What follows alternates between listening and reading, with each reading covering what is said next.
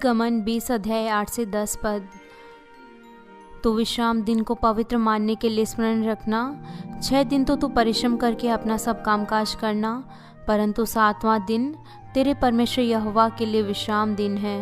उसमें ना तो तू किसी भांति का कामकाज करना, और ना तेरा बेटा, ना तेरी बेटी, ना तेरा दास, ना तेरी दासी, ना तेरे पशु, ना कोई परदेसी जो तेरे फाटकों के भीतर हो।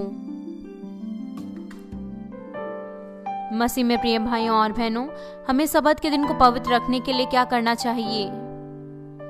पहला, हमें कोई सांसारिक काम नहीं करना चाहिए। परमेश्वर हमारे व्यवसाय के क्षेत्रों को सुरक्षा देंगे जब हम सबत के दिन को उनके वचनों के अनुसार पवित्र मानेंगे। लेकिन कभी कभार, यहाँ तक कि आपके पास विश्वास है और आप प्रभु के दिन को पवित्र मानना चाहते हैं, हो सकता है कि आपको किसी कारण रविवार के दिन काम करना पड़े जो आपके नियंत्रण से बाहर है।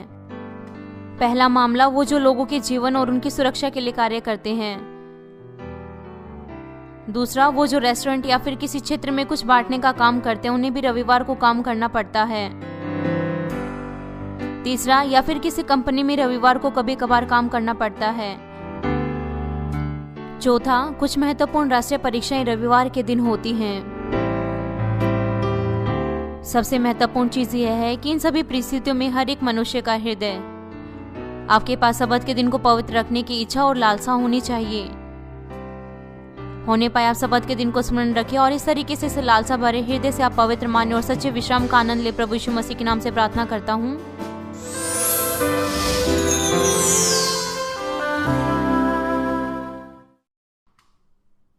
मसीह में प्रिय भाइयों और बहनों, इजराइल के लोग मिस्र में 400 सालों तक रहे और बाद में वो वहाँ पे दास बने और वो मुश्किलों में और कठिनाइयों में रहे और उन्होंने खतरनाक कार्य किए। लेकिन जब उन्होंने परमेश्वर को पुकारा तो परमेश्वर ने अपने उस वायदे को याद रखा जो उन्होंने उनके पूर्वजों से, इब्राहिम, इसाक और याकूब से बांधा था। परमेश्वर ने मूसा को इजराइल के लोगों को मिस्र से निकालने के लिए बुलाया। जो भी है, जो फिरौन था, वो वहां से उनको नहीं भेजना चाहता था। तब 10 विपत्तियां मिस्र के ऊपर आई। कोई भी विपत्ति इजराइल के लोगों पर नहीं आ सकती थी जो गोशान की भूमि पर रह रहे थे। आपने इसका अनुभव किया है, ठीक? निर्गमन 8 अध्याय 22 पद कहता है, उस दिन मैं गोशान देश को जिसमें मेरी प्रजा रहती है अलग करूंगा और उसमें ढांसों के झुंड ना होंगी, जिससे तू जान ले कि पृथ्वी के बीच मैं ही यहोवा हूँ। परमेश्वर ने उस स्थान को अलग किया जहां इजराइल के लोग रहते थे और उनको सुरक्षा दी। कितना धन्यवादी उनको होना चाहिए था, क्योंकि वो परमेश्वर के चुने हुए और अलग किए हुए लोग थे, और यह भी उनको परमेश्वर की सामर्थ्य के द्वारा बदल जाना चाहिए था। और यहाँ तक कि आज भी परमेश्वर अपने चुने हुए लोगों को अलग करते हैं, उन्हें सुरक्षा देते हैं आत्मिक गोशान में। जिस तरीके से परमेश्वर ने इजराइल के लोगों को मिस्र में 10 विपत्तियों से बचाया, वो अपनी संतानों की अगुवाई करते हैं संसार के हर एक विपत्तियों से।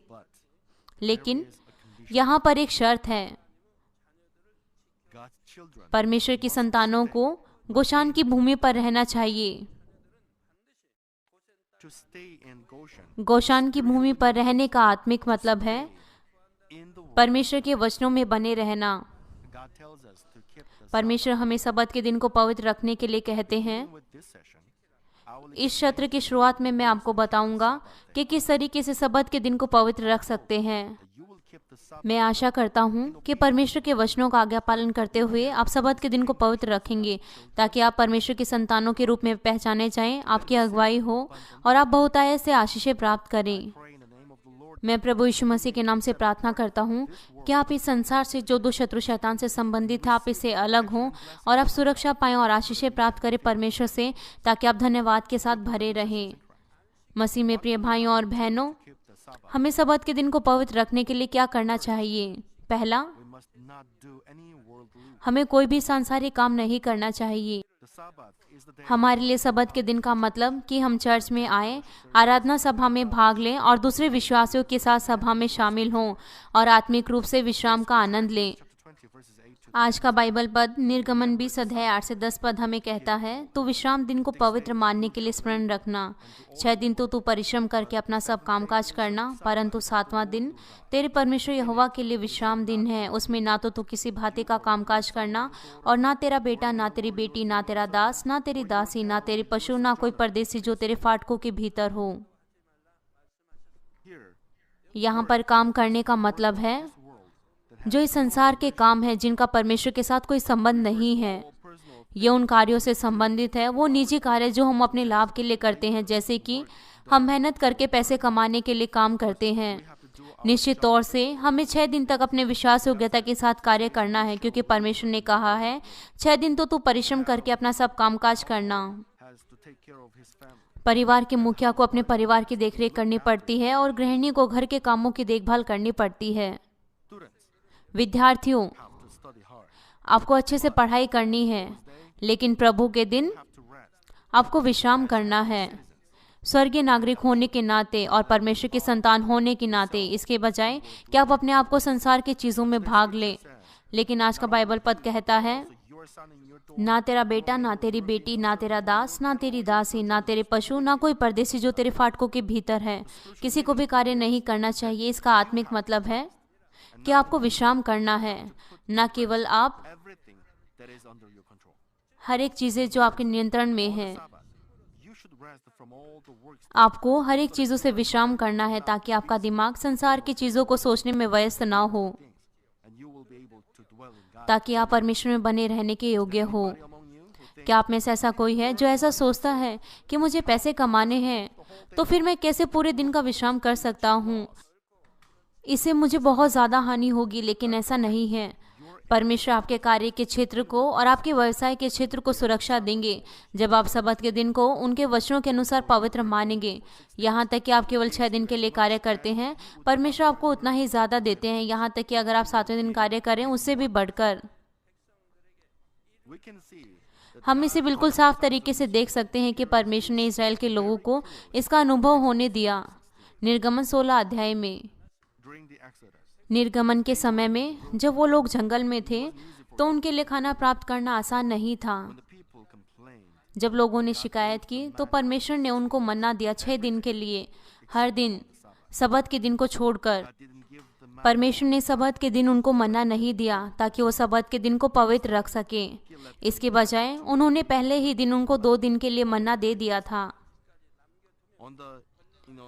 और दूसरे दिन के लिए अगर वो कुछ मन्ने को छोड़ते तो हो सकता था कि वो कुछ खराब हो सकता था या उसमें कीड़ा लग सकता था। लेकिन हैरानी की बात है, सब्त के दिन से पहले जब वो मन्ने के लिए इकट्ठे हुए, तो ना ही खराब हुआ था और ना ही उसमें कुछ कीड़ा लगा था और ना ही वो कम पड़ा था। लेकिन कुछ ऐसे लोग थे जिन्होंने आज्ञा का पालन नहीं किया, तो उनको रविवार के दिन कोई मन्ना नहीं मिला। परमेश्वर ने उनको समझने दिया कि वही केवल एक है जो उनको जीवन की रोटी दे सकते हैं। इससे बढ़कर उन्होंने उनको यह अनुभव करने दिया कि परमेश्वर उनको इतना दे सकते हैं कि वो 7 दिन तक खा सके, यहाँ तक कि वो 6 दिन के लिए खाना इकट्ठा करते हैं, सब्त के दिन को छोड़कर। यह सिद्धांत आज भी इसी तरीके से लागू होता है। परमेश्वर हमें बहुत ऐसे आशीषें देते हैं जब हम उनके वचनों के अनुसार सब्त के दिन का पालन करते हैं। लेकिन अगर आप सब्त के दिन काम करने के द्वारा सब्त के दिन का उल्लंघन करते हैं और परमेश्वर पर विश्वास और भरोसा नहीं करते, तो आप परमेश्वर से सुरक्षा और आशीषें नहीं प्राप्त कर सकते, और जो आपकी कमाई है वो घट जाएगी और आपको हो सकता है कि कुछ और हानि हो सकता है कि अचानक से आपको कोई बीमारी या कोई और दुर्घटना हो सकती है। और यहाँ तक कि अगर आप सब्त के दिन काम करें, तो जो उसका परिणाम होगा तो आपकी कमाई नहीं बढ़ेगी, उनकी तरह जो इजराइल के लोग सब्त के दिन मन्ना इकट्ठा करने गए थे।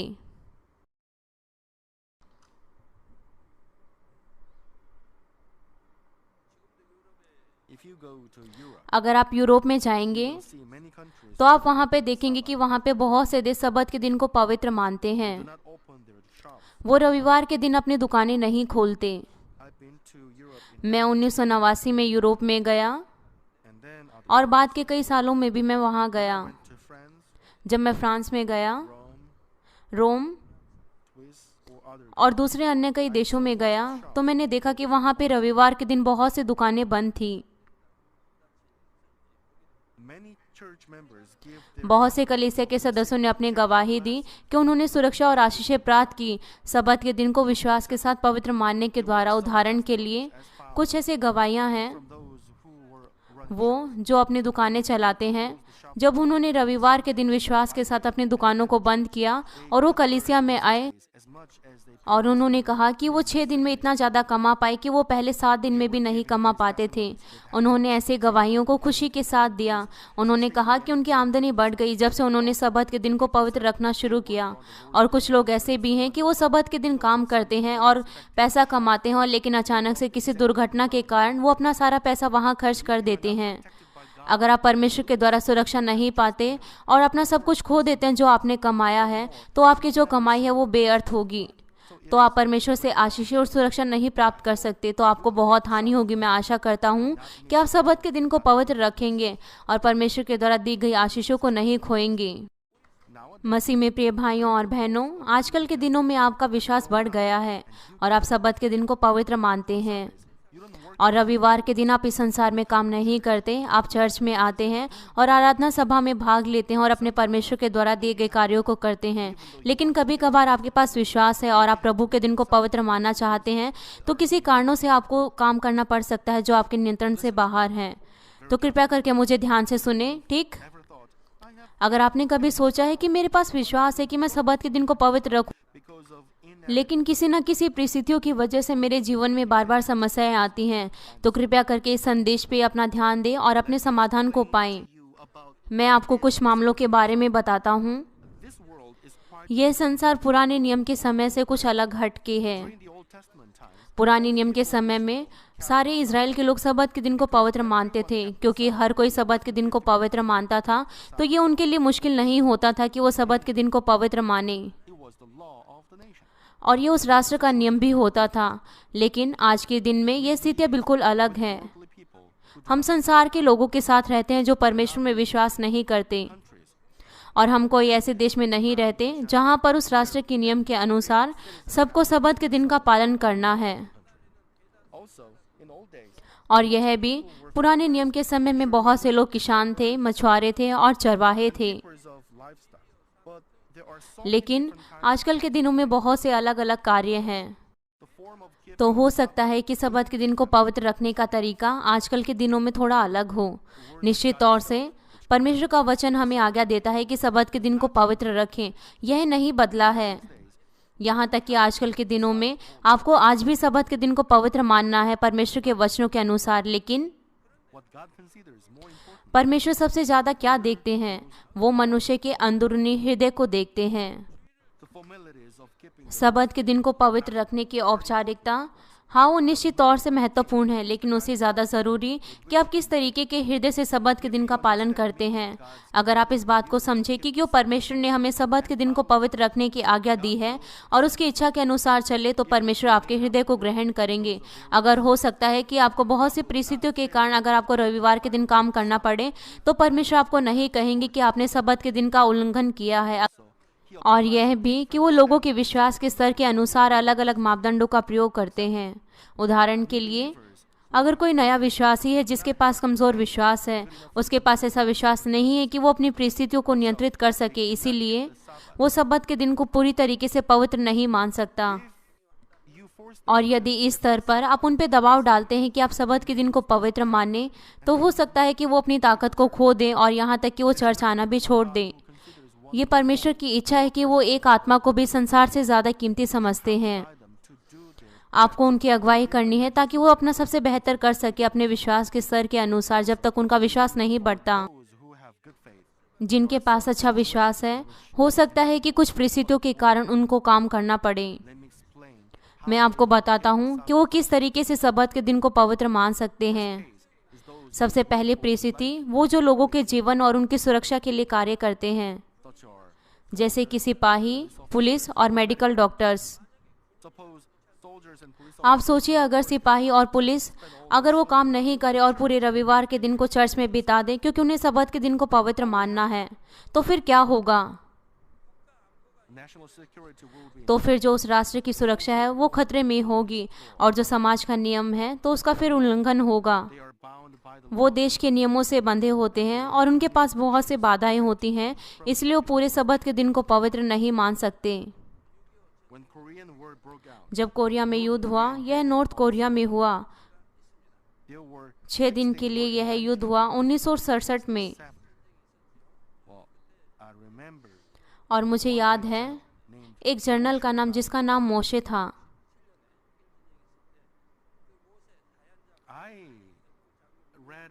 मैंने एक अनुच्छेद को पढ़ा। उसने इस तरीके से प्रार्थना की कि सारी सृष्टि के परमेश्वर होने पाए कि ये युद्ध 6 दिन में खत्म होने पाए, ताकि मैं सबत के दिन का उल्लंघन ना करने पाऊं। ये उन दिनों में उन अखबारों में और खबरों में बहुत ज़्यादा प्रसिद्ध था। उस समय मैं परमेश्वर में विश्वास नहीं करता था। मैं आश्चर्यचकित था कि वो ऐसा कैसे कर सकता है, लेकिन वो बहुत ज़्यादा प्रसिद्ध थे। और 6 दिन में युद्ध खत्म हो गया और इजराइल के लोगों ने जीत प्राप्त की बिना सबत के दिन का उल्लंघन किए हुए। 6 सालों के बाद एक और युद्ध हुआ जो 1973 में हुआ, और उन्होंने इजरायलियों पर रविवार के दिन आक्रमण किया, क्योंकि इजराइल के लोग सबत के दिन को पवित्र मानते थे। इसीलिए शुरू में ऐसा दिखता था कि इजरायली हार जाएंगे, लेकिन सबत के दिन पूरा होने के बाद उन्होंने दोबारा से खोई हुई भूमि को प्राप्त कर लिया। अगर सिपाही और पुलिस के लोग सबत के दिन को पवित्र माने क्योंकि यह सबत का दिन है, तो फिर हो सकता है कि उस देश के लिए हानि हो और उस देश का नाश हो जाए। अगर कहें कि जो पुलिस के लोग हैं उनको रविवार के दिन आराम लेना है, तो फिर जो चोर लोग हैं वो अपना काम करेंगे रविवार के दिन, ठीक?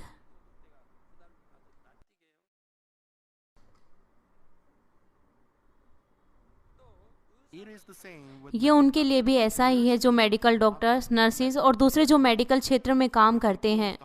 अगर वो रविवार के दिन अपने अस्पतालों को बंद कर दें, तो जो मरीज हैं अस्पताल में वो रविवार के दिन कैसे उपचार लेंगे? उनके लिए बड़ी समस्या होगी जो रविवार के दिन आपातकालीन स्थिति में हैं।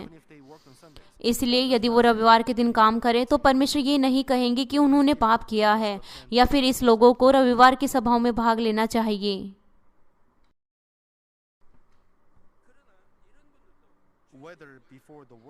काम पे जाने से पहले या काम के बाद उन्हें आराधना सभाओं में भाग लेना चाहिए। अगर हो सके तो ये उनके लिए अच्छा होगा कि वो सबत के दिन को पूरी तरीके से पवित्र माने। आजकल के दिनों में बड़े बड़े मेडिकल अस्पतालों में ऐसे स्थान बनाए गए हैं ताकि वो आराधना सभा कर सके, या फिर उनके अंदर चर्च होते हैं ताकि वो मरीज वहाँ पे आराधना सभा में भाग ले सके। उनके पास ऐसी सुविधाएं होती हैं मरीजों के लिए ताकि वो आराधना सभा में भाग ले सकें। अगर ऐसी कोई सुविधा नहीं है तो आप इंटरनेट के द्वारा भी आराधना सभा में भाग ले सकते हैं। अगर ऐसी कोई चीज़ें उपलब्ध नहीं हैं तो आप सबत के दिन को पूरी तरीके से अपने हृदय के साथ पवित्र मान सकते हैं, इस संसार में बिना आनंद लिए हुए।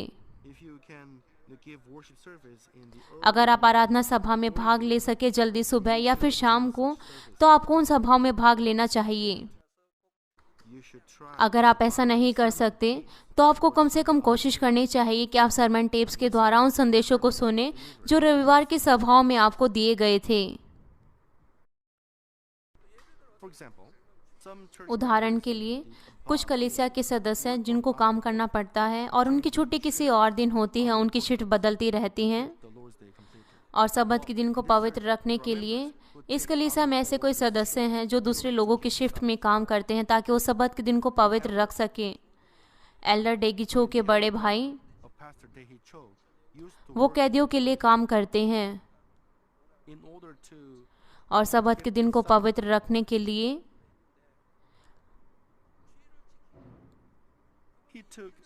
वो सप्ताह में 2 दिन ज़्यादा काम करते हैं और वो दूसरे लोगों की शिफ्ट में काम करते हैं। जब उन्हें रविवार के दिन काम करना होता है तो वो दूसरे लोगों से मांगते हैं अपनी शिफ्ट को, ताकि वो सबत के दिन को पवित्र रख सकें। जितना ज़्यादा आपके पास विश्वास होगा आप सबत के दिन को पवित्र रख सकते हैं। और वैसे भी वो अब हमारी कलीसिया में एक पास्टर बन गए हैं।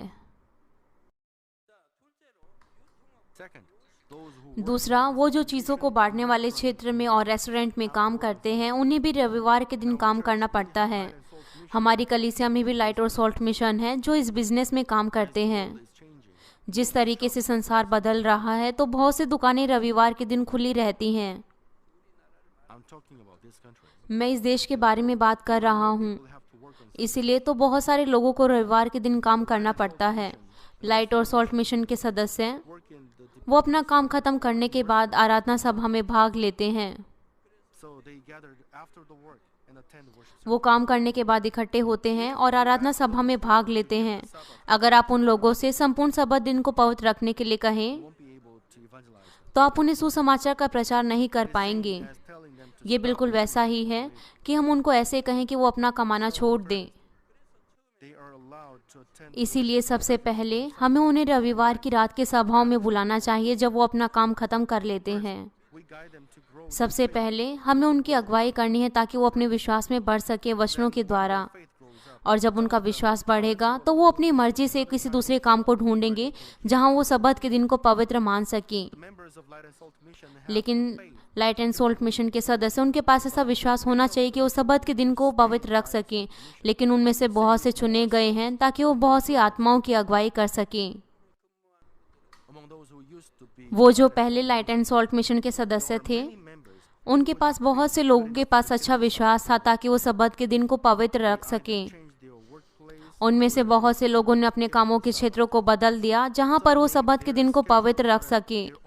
उनमें से कुछ ऐसे हैं जिनका रविवार के दिन छुट्टी होती है।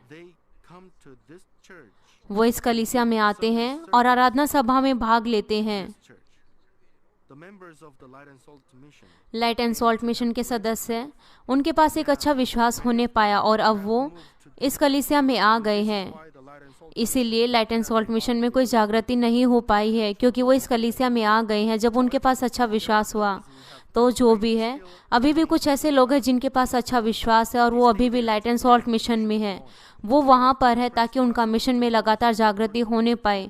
वो दूसरे लोगों को सुसमाचार का प्रचार करते हैं, यहाँ तक कि उनके पास अच्छा विश्वास है कि वो सब्त के दिन को पवित्र रख सकें। लेकिन वो वहाँ पर रहते हैं और दूसरे लोगों की मदद करते हैं। तब क्या आप सोचते हैं कि परमेश्वर उनको ऐसा कहेंगे कि क्यों आप सब्त के दिन को पवित्र नहीं मान रहे? इसके बजाय परमेश्वर उनकी प्रशंसा करेंगे, यहाँ तक कि उनके पास अच्छा विश्वास है। वो अपने आप का बलिदान करते हैं और दूसरे लोगों को सुसमाचार का प्रचार करते हैं। जिस तरीके से इस समूह का नाम बताता है, वो अभी भी उस समूह में रहना चाहते हैं ताकि वो इस संसार के लिए ज्योति और नमक बन सकें और वो उन लोगों को बचा सके जो उनके क्षेत्रों में काम कर रहे हैं। परमेश्वर उनको ऐसा नहीं कहेंगे कि वो सब्त के दिन का उल्लंघन कर रहे हैं। और कुछ और परिस्थितियां भी ऐसी ही हैं।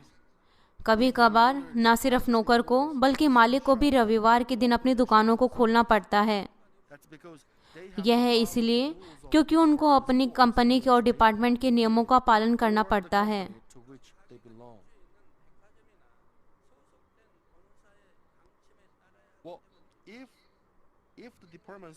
अगर वो डिपार्टमेंट स्टोर रविवार के दिन खुला हो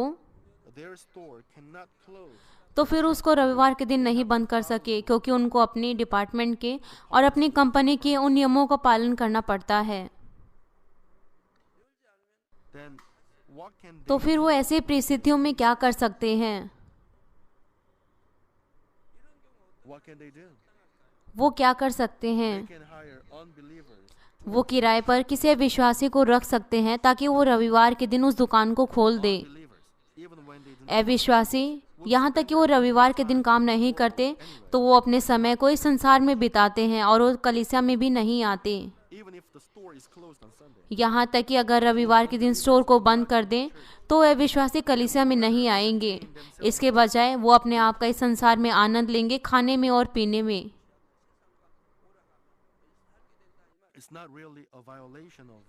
यह परमेश्वर की इच्छा का उल्लंघन करना नहीं है कि आप किसी विश्वासी को किराए पर रखें और उसे काम करने दें। तो फिर जो इस दुकान का मालिक है, तो वो परमेश्वर को जो रविवार के दिन कमाता है वो दे सकता है। यह है इसलिए क्योंकि उसने इस लालच के साथ दुकान नहीं खोली थी कि वो पैसों को कमाना चाहता है। लेकिन अगर आप इस संबंध में दुकान के साथ जुड़े हुए हैं और परमेश्वर की आराधना सच्चाई और आत्मा से नहीं कर पाते, तो आपको इसके लिए प्रार्थना करनी चाहिए ताकि परमेश्वर आपके लिए काम करने पाए। अगर आप सच्चे विश्वास के साथ प्रार्थना करते हैं तो सर्वशक्तिमान परमेश्वर आपकी परिस्थितियों को बदल सकते हैं।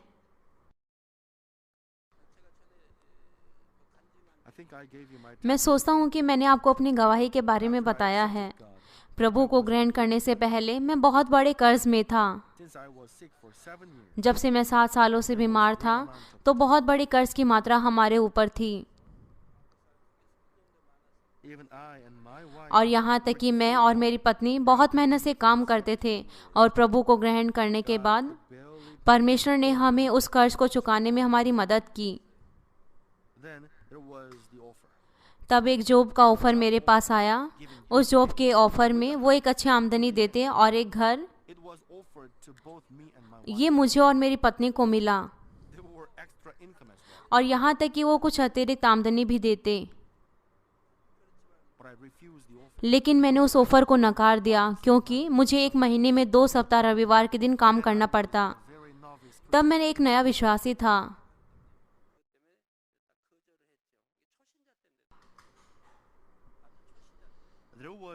वहाँ पर कुछ पहाड़ थे और मैं और मेरी पत्नी उन पहाड़ों पर चले जाते थे और वहाँ से कुछ चट्टानें और पत्थरों को इकट्ठा करते थे जो कि किसी भवन का निर्माण करने के बाद बच जाती थी। ये बहुत मुश्किल होता था और हम पास्टर सुजन ली को एक छाते के नीचे रख देते थे क्योंकि गर्मी होती थी। और फिर हम उन चट्टानों को इकट्ठा करते थे और यहाँ तक कि मुझे एक अच्छा ऑफर मिला। मैंने उसे नकार दिया क्योंकि मैं सब्त के दिन को तोड़ना नहीं चाहता था। मैंने उस ऑफर को नकार दिया और ऐसा काम किया। कितना ज़्यादा मजबूत संबंध मेरे और परमेश्वर के बीच में है।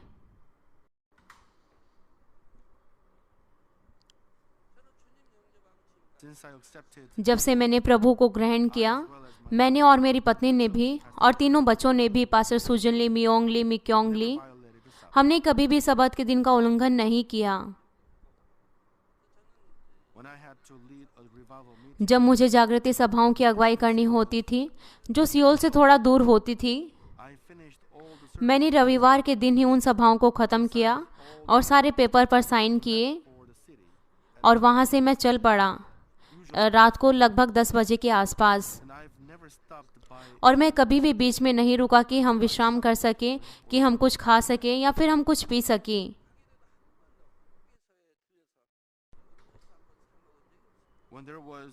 जब वहाँ पर कोई सेमिनार होता था, जैसे कि सेल लीडर सेमिनार, तो मैं वहाँ से जल्दी निकल पड़ा। जब मैंने अपना काम ख़त्म किया रविवार के दिन, केवल मैं ही नहीं बल्कि मेरी टीम भी, उन्होंने कभी भी रविवार के दिन कुछ नहीं खरीदा। जब हम रास्ते में घर आते थे, जब हम वहाँ से सियोल आते थे, आप इस तरीके से पूछ सकते हैं, मैं क्या करूँ अगर मेरा बच्चा कुछ मांगे तो? मुझे उस समय क्या करना चाहिए? हो सकता है कि आपका बच्चा रोए, लेकिन आपको पहले से उसकी तैयारी करनी चाहिए।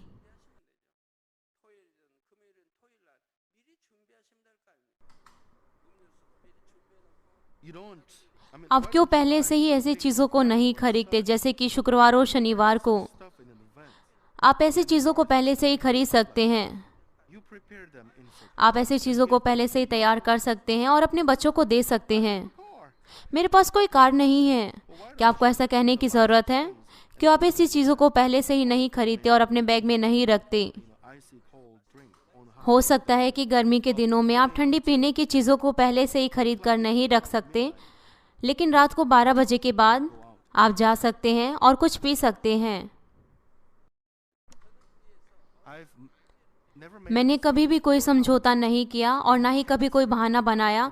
मैंने सख्ताई के साथ इसका पालन किया कि आप नहीं सोचते कि परमेश्वर इससे प्रसन्न होंगे जो सब्त के दिन को पवित्र रखते हैं और उन्हें आशीषें देंगे। हर एक छोटी चीज़ों के लिए परमेश्वर उन्हें स्वर्ग में इनाम देंगे और ये परमेश्वर और आपके बीच में 100% विश्वास को दर्शाता है। तीसरा, न सिर्फ दुकान के मालिक बल्कि कंपनी के लोगों को भी रविवार के दिन काम करना पड़ सकता है। हो सकता है कि उन्हें रविवार के बीच में अपने किसी बिजनेस ट्रिप के लिए जाना पड़े, या फिर हो सकता है कि किसी ट्रेनिंग के लिए उनको जाना पड़े। अगर वो इन नियमों का पालन नहीं करते तो ये एक साधारण मामला नहीं है।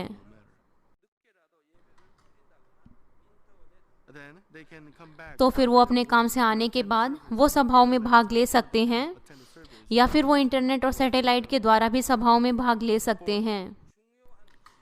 चौथा, कुछ महत्वपूर्ण राष्ट्रीय परीक्षाएं रविवार के दिन होती हैं और बिना परीक्षा दिए आप उन योग्यताओं को नहीं प्राप्त कर सकते। इस तरीके से आप अपने उद्देश्य को नहीं प्राप्त कर सकते। यह ऐसा इसलिए होता है क्योंकि ये देश मसीह देश नहीं है। ऐसी परिस्थितियों में यदि आप सबत के दिन का उल्लंघन नहीं करना चाहते तो यह आपके लिए ठीक होगा कि आप उस परीक्षा को दें और बाद में आप उस सभा में भाग ले सकते हैं। हो सकता है कि आप रविवार के सुबह की सभा में भाग लें या फिर शाम की सभा में भाग लें अगर आपको उस दिन परीक्षा देनी है। क्या होगा अगर ये सभी चीज़ें आपके लिए असंभव हैं? अगर आप सबत के दिन को पवित्र रखना चाहते हैं, कैसे आप सभा में भाग नहीं ले सकते? आजकल के दिनों में इंटरनेट है और जो संदेश हैं वो भी रिकॉर्ड किए जाते हैं। आप उन्हें एक और बार सुन सकते हैं और आप भी आराधना और स्तुतियों को दे सकते हैं। आप कुछ समय के लिए अलग बैठ सकते हैं और आप सबत के दिन को पवित्र रख सकते हैं, तो फिर परमेश्वर इसको ग्रहण करेंगे। मैं उन स्थितियों के बारे में बता रहा हूँ और यहाँ तक कि आपके पास एक अच्छा विश्वास है कि आप सबत के दिन को पवित्र रखना चाहते हैं। और अगर आप सबत के दिन को पवित्र रखना चाहते हैं लेकिन आप ऐसा नहीं कर पाते क्योंकि आप एक एथलीट हैं और वहाँ पर कुछ खेल होते हैं जो आपको खेलने पड़ते हैं और आप किसी एक राष्ट्र के खिलाड़ी हैं और जो वो खेल है वो रविवार के दिन होते हैं, यह आपके लिए अच्छा होगा कि आप उस खेल की बजाय कोई और दूसरा खेल खेलिए। आपको वो खेल अपने देश के लिए और अपने लोगों के लिए खेलने पड़ते हैं। तो आपको अपना मन बनाना चाहिए कि आप शनिवार के दिन को सबत के दिन के रूप में माने। अगर आप रविवार के दिन उन सभाओं में भाग नहीं ले पाते तो आप रविवार के दिन किसी दूसरे समय में आप उन सभाओं में भाग ले सकते हैं। आपको इसे जानना चाहिए और आपको इसका अभ्यास करना चाहिए।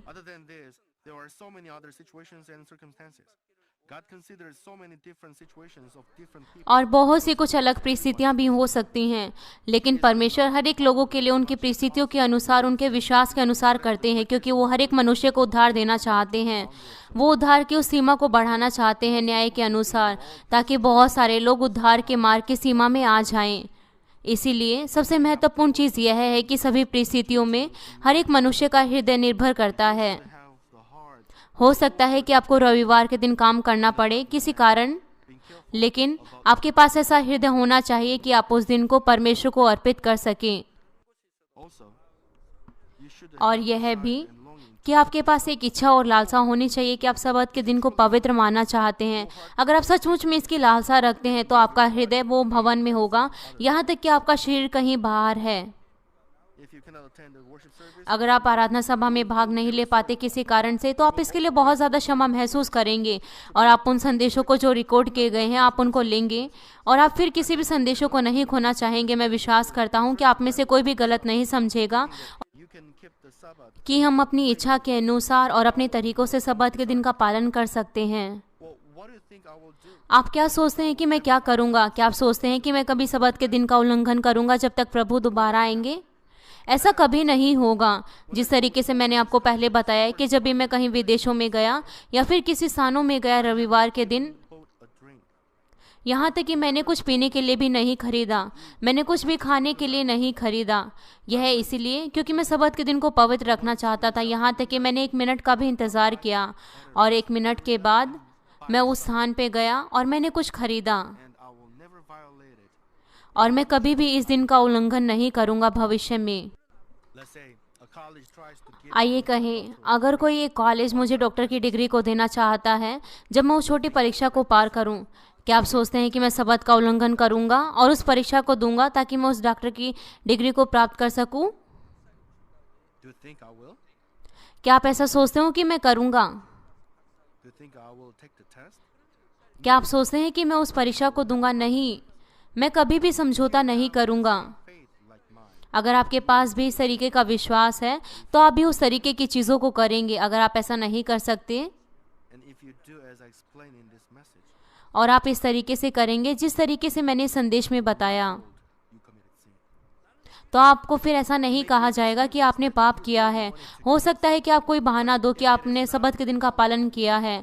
अगर यह परमेश्वर के द्वारा नहीं जाना जाता तो इसका मतलब है कि आपने सबत के दिन का उल्लंघन किया है। मैं आशा करता हूँ कि आप इसे अपने मन में रखेंगे। सबत के दिन को उल्लंघन करना, इसका मतलब है कि हम अपने उद्धार को खतरे में डालते हैं। मैं आशा करता हूँ कि आप ऐसी चीज़ें नहीं होने देंगे। हो सकता है कि वचनों के अनुसार जीना आपके लिए पहले स्तर पर थोड़ा मुश्किल हो, जब आप सत्य को नहीं जानते और आप नहीं जानते कि क्यों आप सबत के दिन का उल्लंघन कर रहे हैं। लेकिन जब आप एक बार दूसरे स्तर पे होते हैं तो लोग आपको कहेंगे कि सबत के दिन को पवित्र माने। हो सकता है सेल लीडर, डिस्ट्रिक्ट लीडर्स वो आपके पास आए और आपको कहें कि आप सबत के दिन को पवित्र माने। हो सकता है कि यह आप पर दबाव डाले। इसके बारे में सोचिए। यहाँ तक कि यह आप पर दबाव डालता है कि यह आपके लिए अच्छा नहीं है कि आपका उद्धार हो और आप स्वर्ग में जाएं। क्या होगा अगर आपका उद्धार नहीं हो? और यहाँ तक कि हम एक अच्छा मसीह जीवन जी रहे हैं। क्या कारण है कि परमेश्वर ने हमें बहुत से कमरे दिए हैं ताकि हम सबत के दिन को पवित्र मान सकें। इसका मतलब यह नहीं कि हम उन परिस्थितियों के अनुसार ढलें जहाँ हम सबत के दिन को पवित्र नहीं मान सकते। ये परमेश्वर का प्रेम है जो हमारे लिए इंतज़ार कर रहे हैं ताकि हमारा और ज़्यादा विश्वास बढ़ सके। मैं आशा करता हूँ कि आप परमेश्वर की इस इच्छा को समझेंगे और प्रभु के दिन को पवित्र मानेंगे। मैं लगातार अगले सत्र में इन तरीकों को बताते रहूँगा कि किस तरीके से हम सबत के दिन को पवित्र मान सकते हैं। मसीह में प्रिय भाइयों और बहनों, विश्राम करने का मतलब है कि हम प्रभु में विश्राम करें और हम आराम पाएं। परमेश्वर ने हमें सबत के दिन को पवित्र रखने की आज्ञा दी है कि हम परमेश्वर के भवन में आएं और कोई भी संसार का कार्य ना करें। ये एक सच्चा तरीका है जिससे हम सच्चा विश्राम पाते हैं। आप मुझसे प्रश्न पूछ सकते हैं, रविवार के दिन मैं अच्छे से आराम करना चाहता हूँ, घर पर मैं अच्छे से खाना चाहता हूँ, मैं कुछ चीज़ों का आनंद लेना चाहता हूँ और मैं अच्छे से सोना चाहता हूँ। मैं सोचता हूँ कि यही एक सच्चा आराम है। आप कैसे कह सकते हैं कि चर्च में आए और हम आराम पाएं और रविवार की सुबह की सभा और शाम की सभा में भाग लें और यहाँ तक कि डानियल प्रार्थना सभा में भी? अगर आपके पास सच्चा विश्वास है तो आप इस तरीके से नहीं कहेंगे, क्योंकि ये आपको खुश करता है जब आप परमेश्वर के भवन में आते हैं और उनसे प्रार्थना करते हैं। लेकिन जब आपका विश्वास अच्छा नहीं होता तो आप इस तरीके से कह सकते हैं। अब क्या आप यह नहीं सोचते कि आप स्वर्ग में अच्छे स्तर पे जा सकते हैं क्योंकि आप सबत के दिन को पवित्र मानते हैं?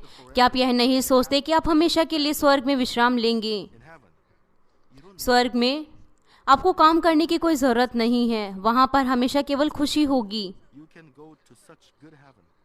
आप ऐसे सच्चे स्वर्ग में जा सकते हैं और अच्छे से आराम कर सकते हैं हमेशा हमेशा के लिए।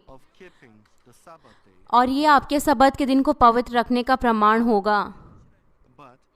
लेकिन अगर आप इसके साथ समझौता करते हैं और केवल शरीर में ही विश्राम लेते हैं तो फिर आप अच्छे स्वर्ग के स्तर में नहीं जा सकते और आप फिर अच्छे स्वर्ग में नहीं जा सकते और आपका उद्धार नहीं होगा। अगर आप नरक की गंधक की झील के बारे में सोचें तो आप किस तरीके से सच्चा विश्राम पा सकते हैं? यह केवल सबत के दिन को पवित्र रखने के द्वारा और अच्छे स्वर्ग में जाएं और वहां पर सच्चा विश्राम पाएं, और वही केवल सच्चा विश्राम है। क्या आप सबत के दिन को पवित्र रखने के द्वारा खुश नहीं हैं? जब आपका विश्वास बढ़ता है, आप खुश होते हैं जब आप कलीसिया में आते हैं, आप परमेश्वर को स्तुति आराधना देते हैं और प्रार्थना करते हैं और मसीह में अपने दूसरे भाइयों और बहनों के साथ सभा करते हैं। हमें हमेशा के लिए सच्चा आनंद और खुशी और सच्चा विश्राम देने के लिए परमेश्वर हमसे कहते हैं कि हम सबत के दिन को पवित्र माने। इसीलिए परमेश्वर इसे एक आशीषित दिन भी कहते हैं। एक सप्ताह के अंदर सांसारिक लोग कितना ज़्यादा दबाव महसूस करते हैं। उनके पास बहुत सी चिंताएं और दबाव होते हैं कि वो पैसा कमाएं अपने बच्चों के लिए, अपने स्वास्थ्य के लिए। यीशु ने उन लोगों से कहा कि मेरे पास आओ, जो भी तुम्हारे पास चिंताएं हैं और जो भी तुम्हारे पास दबाव है, मैं तुम्हें सच्चा विश्राम दूंगा। अगर आप अपने आप को वचनों के अनुसार भरें, जो कि आपकी एक आत्मिक रोटी है, और आप स्तुति और आराधना दें और विश्वासियों के साथ आप अपनी आराधना सभा को करें और स्वयं से भी कार्य करें, तो आप नई ताकत से भर जाएंगे और पवित्र आत्मा आपकी मदद करेगी। आप उद्धार की आशा के द्वारा भर जाएंगे और स्वर्ग की आशा के द्वारा, और सत्य में आप स्वतंत्र होंगे और प्रभु के खोए हुए स्वरूप को वापस लौटाने में आपको मदद मिलेगी। सब्बत के दिन को पूरी तरीके से पवित्र रखने के द्वारा आप परमेश्वर के सच्चे प्रेम को समझते हैं, जो हमेशा हमें भली वस्तुएं देते हैं। जो इस बात को समझते हैं तो उनके लिए विश्राम करना कितना अच्छा होगा। वो हमेशा प्रभु के दिन का इंतजार करेंगे, जबकि वो 6 दिन के लिए संसार में कार्य करते हैं। होने पाए आप इस लालसा भरे हृदय के साथ सब्बत के दिन को पवित्र रखें और सच्चा विश्राम पाए। स्वर्ग में प्रभु यीशु मसीह के नाम से प्रार्थना करता हूँ।